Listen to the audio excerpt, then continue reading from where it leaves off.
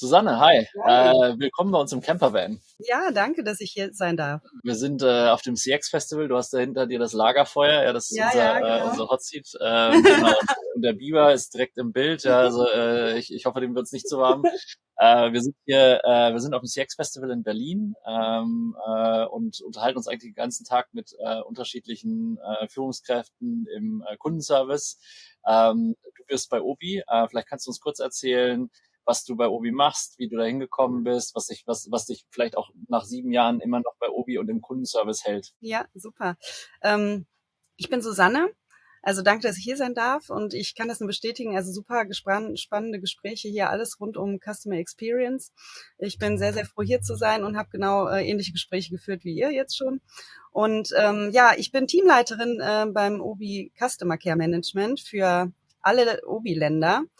Da geht es in erster Linie ums Customer Care Kundenservice von, wenn der Kunde an der Hotline anruft oder E-Mails schreibt, also nicht der direkte Kontakt in den Märkten, das ist noch schön im Vertrieb angesiedelt, wie es bei den meisten Einzelhändlern auch ist, wo es auch hingehört. Dort sind die Beratungskompetenzen und wir kümmern uns um alles halt, wenn der Kunde halt quasi diese zentralen Kontaktstellen halt kontaktiert in allen Obi-Ländern. Und tatsächlich hast du gefragt, so nach 7 Jahren, warum bin ich noch drin? Also ich bin schon seit 20 Jahren bei Obi. Und Dann habe ich sogar falsch gelesen. Wow, ja, 20 ganze ich Jahre. bin seit 20 Jahren bei Obi Ja, und bin im Markt gestartet. ja. Und das ist natürlich auch Customer Experience, ne? Also da als in der Marktleitung von einem Obi-Markt, also im direkten Kontakt mit den Kunden, ne? Und seit 2015 dann jetzt in meiner jetzigen ähnlichen Rolle wie jetzt, also schon immer dann Customer Care Management. Cool. Also das sind dann 9 Jahre Customer Neun Care. jetzt die, genau. Da muss ich nächstes Mal beim LinkedIn-Profil besser Wahrscheinlich, drauf ja, ich weiß nicht, Ja. irgendwelche anderen Rollen dazwischen, so, ne? Ja. Irgendwelche Steps, die dann irgendwann 7 Aber jetzt, ja. super spannend. Das heißt, du Ja. hast wirklich alles einmal im Handel eigentlich gesehen und Ja. jetzt also von der einzelnen Filiale, von der Pike auf bis zum Kundenservice. Genau. Weil wenn du auf Kundenservice bei Obi schaust, ja, irgendwie, es ist ja Multi-Channel-Geschäft am Ende, ist online, ist in Stores und so weiter. Wir haben die App. Ihr habt die App sogar noch, Marktplatz jetzt. Wir sind jetzt Marktplatz, ja, genau. Also es gibt so viele Optionen. Was ist so eure größte Herausforderung im Kundenservice? Das böse Wort ist schon ein bisschen verbrannt, ist ja gerade halt auch bei Einzelhändlern und glaube vielen Firmen in Deutschland auch halt Transformation. Immer noch, stecken wir tief noch drin.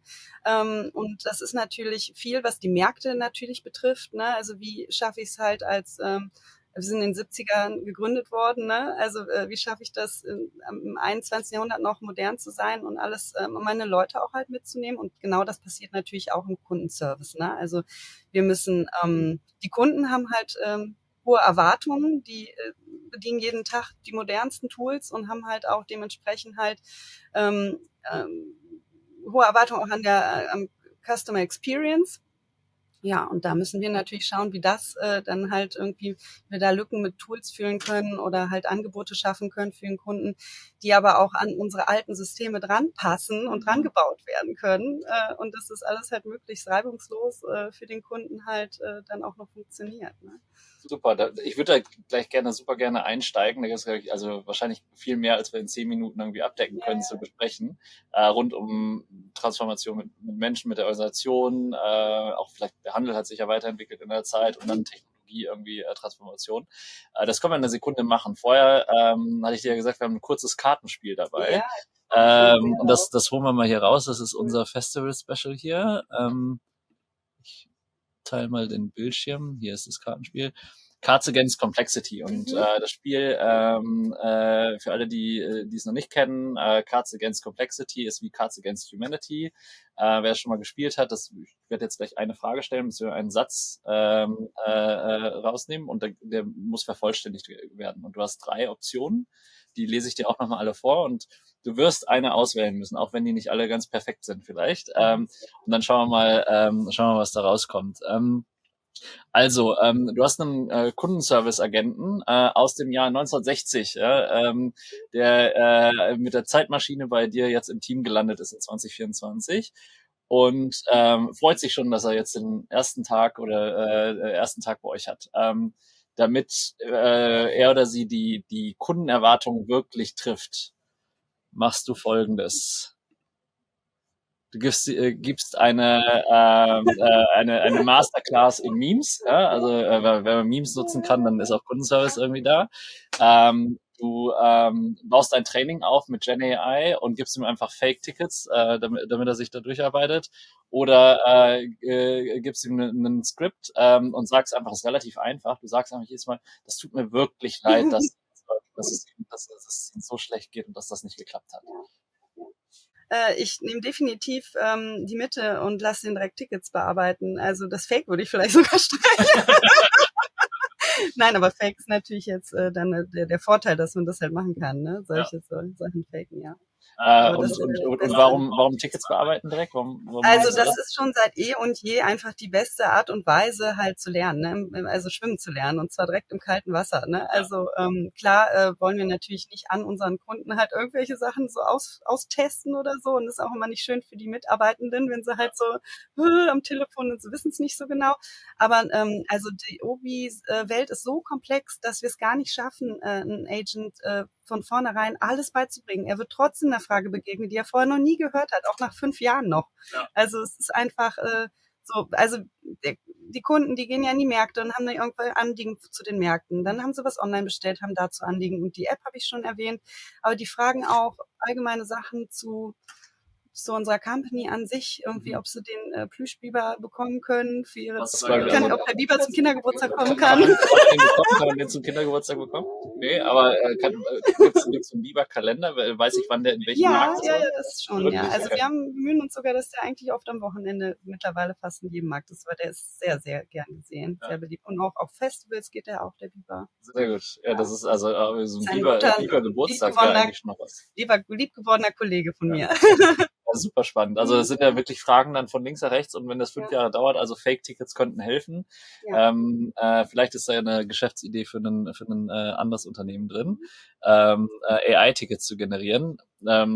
Jetzt springen wir mal von den AI-Tickets und von dem Agenten. Also sagen wir mal, du hast jetzt wahrscheinlich heute in deinem Team nicht nur Agenten aus den 60ern, ja, sondern hoffentlich eigentlich ein ganzes Team, modernes Team, komplett gemischte Erfahrungen wahrscheinlich, unterschiedlich lang schon im Unternehmen, unterschiedlich tiefe Erfahrungen in unterschiedlichen Themen. Also du jetzt zu deinem Thema Transformation von vorher, die Herausforderungen, vielleicht beschreibst du die noch mal ein bisschen mehr. Was ist da eure aktuelle Transformationsherausforderung, wenn du in dein Team schaust, oder was war eure Herausforderung vielleicht in den letzten Jahren, um dahin zu kommen, wo ihr heute seid? Ja. Also viel passiert immer. Also es ist auch ein alter und sehr wahrer Spruch, ist ja auch Handel ist Wandel. Ne? Also es passiert eigentlich ständig und immer etwas bei uns in der Branche und da ist man immer begegnet man natürlich immer Herausforderungen, muss auch ad hoc halt handlungsfähig bleiben und sein. Also mein Team ist ja divers aufgestellt. Ich gucke halt, wie du sagst, halt schon, dass irgendwie alle von allen Perspektiven eine Idee eingebracht werden kann, damit man halt schnell auf Herausforderungen reagieren kann und agil bleibt sozusagen. Ne? Und aber das Wichtigste, was wir jetzt halt in kürzerer Vergangenheit jetzt gechallenged haben, war dieser Umbau zum Marktplatz. Und da wurde ja ein komplett neues ERP quasi angeschafft, System. Also vom Online-Shop zum Marktplatz umgebaut, die ganze Engine. Und die Chance haben wir genutzt, um dann auch die Hand zu heben, zu sagen, dann brauchen wir aber auch ein modernes Ticketsystem, weil sonst ist das Ganze nicht skalierbar, wenn wir das so weiter betreiben wie jetzt. Und genau, also darf ich das sagen, welches Ticketsystem wir jetzt in Betrieb haben? Ja, genau. Also wir haben dann Zendesk bekommen. Ja. Und die ganze Einführung von Zendesk war natürlich halt für uns super spannend und neu, was einfach ein hochmodernes Tool ist halt. Ne? Wir sind von so einem rudimentären oder so ein Ticketsystem halt schon gekommen, aber das, was jetzt halt Zendesk mit sich bringt, das ist einfach neue Welt. Das ist ein Gamechanger für uns gewesen. Und dann jetzt zur Transformation, das ist natürlich ein Riesenwechsel wahrscheinlich. Ne? Jedes neue System, was reinkommt, also abgesehen von den IT-Veränderungen, die da drin sind, hast du ein ganzes Kundenservice-Team. Wie groß ist euer Kundenservice-Team? Also das in Deutschland jetzt nur mein Team sind, jetzt soll ich mal kurz durchziehen, so 15. Genau, und dann habe ich noch Manager in den Ländern, die halt sich 'n Kunden die haben aber noch kein Sendes, die wünschen es sich aber ganz hart und wollen es halt irgendwie bald bekommen, aber das kommt dann auch mit dem Rollout des Marktplatzes direkt mit, ne? Und dann kommt das dazu. Habt ihr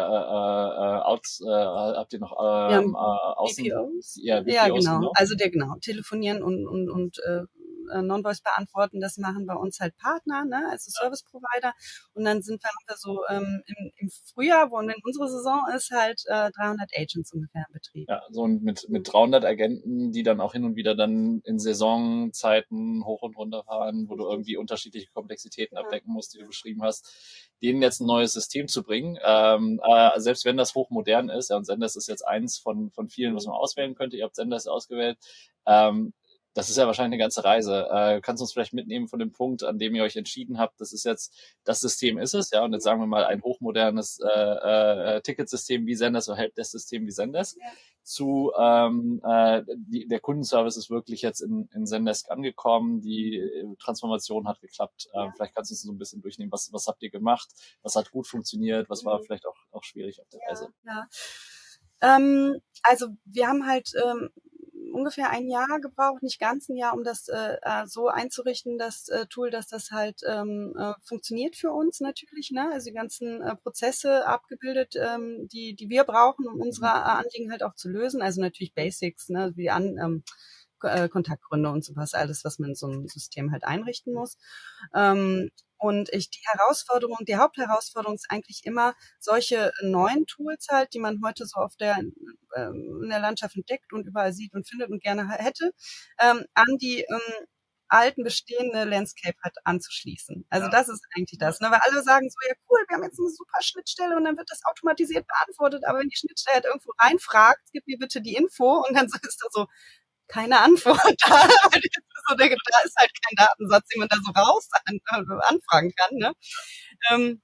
Dann, ja, dann war es das mit Automatisierung. Das heißt, Obi und ich glaube auch echt alle, ich würde halt schwören, alle Retailer irgendwie so aus dieser Zeit mit so einer Größe, Komplexität, müssen halt erstmal ihre eigenen Datenstruktur und Systeme halt irgendwie updaten. Ne? Und gut, dass wir ein neues ERP haben, das hat es einfacher gemacht. Wir mussten zum Glück nicht ans alte. Großartig, ne? Und ja, also das war natürlich Herausforderung. Da mussten wir halt aus der Operations, also mein ganzes Team und die OB-IT halt zusammenarbeiten, um das zu schaffen, hatten aber auch noch einen Implementierungspartner dazu und Zendesk hat halt wirklich viel geholfen, dass das gut funktioniert. Und vor allen Dingen, was ich halt finde, was halt super wichtig ist, ist, dass der Ansprechpartner oder der Vertrieb von dem Tool keine Sachen verspricht, die dann nicht kommen können. Ne? Also das hilft am Ende den Kunden ja nicht weiter, ne? Wenn man sich denkt so, ja, nee, ist ganz einfach, was bauen wir ihnen dann noch so? Ist jetzt nicht in der Basic drin, aber das bauen wir für sie, ne? Das wird immer nicht schön. Und das entwickelt sich auch immer nicht weiter dann, ne? Also dann lieber, so wie Zendesk es auch macht, so, ja, nee, das Tool kann von da bis da. Und wenn es jetzt eine Lücke gibt, dann können Sie nochmal bei uns auf dem Marktplatz gucken, ob da noch ein Partner ist, der diese Lücke schließt. Ne? Und ansonsten, ja, gibt's das halt nicht. Wie beispielsweise NextMatter, aber das ist für eine andere Folge, ja. Auch, genau. Das ist, da habt ihr wahrscheinlich auch unterschiedliche Lösungen gefunden, ne, die irgendwie für euch richtig sind. Was ist denn jetzt IT-Integration, dann der Partner, der euch begleitet? Wie lief das im Team ab? Habt ihr, was waren so die Schritte, wenn das System ist jetzt quasi einführungsfähig, ja, ist integriert. Ihr habt gesagt, das ist jetzt eigentlich, das kann man jetzt in die Hand geben. Ja. Das macht ihr wahrscheinlich auch nicht, hast du ja vorhin schon gesagt, gibt man nicht allen 300 direkt in die Hand. Ja? Was habt ihr gemacht, damit das Team die Software auch aufnimmt? Also es ist wichtig, also vor allen Dingen habe ich aus meinem Team jemanden damit beauftragt. Die Kollegin ist noch länger als ich im zentralen Kundenservice bei Obi tätig und die kennt einfach die Prozesse von vorn bis hin auswendig. Und ich bin ja eher so Pareto-Prinzip-Mensch-Fan, so 80% müssen und sie ist so 120% und das hat halt, das ist für so, wir beide, das ist eine gute Kombination, aber insbesondere für diese Aufgabe war natürlich ihre Herangehensweise besser, als wie ich es gemacht hätte. Und da wird halt alles einfach mitgedacht. Das war halt schon super. Und wir haben natürlich die Frontline so mit einbezogen auch in den Ansichten, immer so ein bisschen verprobt am Ende am Anwender, ne? Ob die denn damit jetzt zurechtkämen, gerade in der Steuerung, ne? Also wenn dann halt nämlich das Volumen reinknallt, die Leute anrufen und du hast da keinen Überblick und kannst gar nicht sehen, so, wo finde ich denn jetzt hier die Infos? Das wäre ja schlecht, ne? Ja. Ja, und dann, also am Ende, als es dann angeknipst ist, ist halt schon sehr schnell, finden sich da die Agents drin zurecht. Also die Lernkurve war ziemlich steil. Also da kann ich jetzt nicht sagen, dass wir da irgendwie das in langen Wellen irgendwie hätten ausrollen müssen. So, das war dann eine kleine Testgruppe und dann, ja, passten, dann konnten sie alle damit arbeiten. Sozusagen. Also wenn du jetzt sagst, in die Transformation über das Jahr gerade so eine neue Tool-Einführung für so ein Kernsystem, das Kundenservice-System für euch, erstmal die richtige Auswahl treffen wahrscheinlich, also irgendwie die Lösung, die es sein soll, die richtigen Partner an Bord haben, tief integrieren und auch, also tief integrieren mit den eigenen Systemen und auch dreimal nachfragen, dass das funktioniert und nicht irgendwie darauf warten, dass es irgendwann mal funktionieren könnte. Und dann aber, wenn es dann ordentlich durchdacht ist, mit dem Team ordentlich aufgesetzt ist, auch schnell einfach anschalten und starten und wechseln. Genau. Und vielleicht auch nochmal, also wenn halt eine Integration an einer Stelle noch nicht funktioniert, weil halt das Gegenstück noch nicht da ist, dann lässt man es halt erstmal. Weil daran frickelt man einfach so lange rum, dass es dich halt voll blockiert, in dem überhaupt erstmal starten damit, ne? Ja. Dann lieber erstmal ohne starten, dann muss dann halt der Agent nochmal ins andere Tool gucken für eine Info, bis dann die Schnittstelle da ist, ne? Aber es funktioniert ja übergangsweise auch mal, ne? Und dann offizielles Live-Datum war? Der 7. Dezember. Irgendwann im Dezember letzten Jahres, genau. so kurz vor Weihnachten. Ja, richtig. Jetzt seid ihr schon einmal so eine Peak-Saison mit durchgegangen. Also ich glaube, Frühling ist ja irgendwie, Frühling ist immer, wenn's wichtig, schön ne, wird, wenn die Sonne Sonne rauskommt. Genau. Sehr schön. Und jetzt nach mehr als einem halben Jahr sagte, ihr seid auf dem richtigen Weg. Da kommt wahrscheinlich noch eine ganze Menge. Vielen, vielen Dank, dass du uns einmal durch die Reise schon mal mitgenommen hast. Ich glaube, das ist super hilfreich. Auch unabhängig von der Software für andere Kundenservice-Seite, die in deiner Rolle vielleicht in eine ähnliche Transformation jetzt gehen, im nächsten Jahr gehen, sich das anzuschauen. Wir werden auf jeden Fall das Ganze teilen, noch eine kurze Zusammenfassung im Nachhinein machen. Aber ich glaube, gerade dieses Learning zu ordentlich aufbauen und dann aber schnell umsetzen und machen, ja, irgendwie machbar machen im Obi-Slogan, ist wahrscheinlich eine gute Kombination, die für euch funktioniert hat und vielleicht auch für andere hilfreich ist. Und wenn wir das machen, selbst wenn dann doch nochmal jemand mit der Zeitmaschine aus den 60ern ankommen sollte, ja, und mit ein bisschen Gen AI Training dann die Tickets bearbeitet hat, ist die moderne Plattform, das moderne Team da. Super. Besten Dank dir für deine Zeit. Sehr gerne. Hat echt Spaß gemacht. Dann wir springen gleich hier raus aus dem Campervan ins CX Festival, letzter Tag hier. Freue mich dann noch auf die nächsten Gespräche mit den Kolleginnen und Kollegen draußen. Ich freue mich auch. Herzlichen Dank, dass ich hier sein durfte. Besten Dank.